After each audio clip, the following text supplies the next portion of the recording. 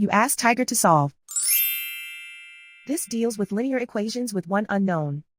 The final result is y equals -3. Let's solve it step by step. Simplify the expression. Expand the parentheses. Simplify the arithmetic. Group like terms. Combine like terms.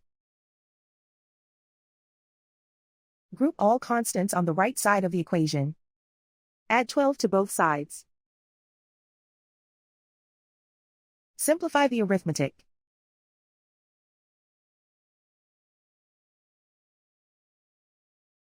Isolate the y. Divide both sides by -5. Cancel out the negatives. Simplify the fraction. Move the negative sign from the denominator to the numerator. Find the greatest common factor of the numerator and denominator. Factor out and cancel the greatest common factor.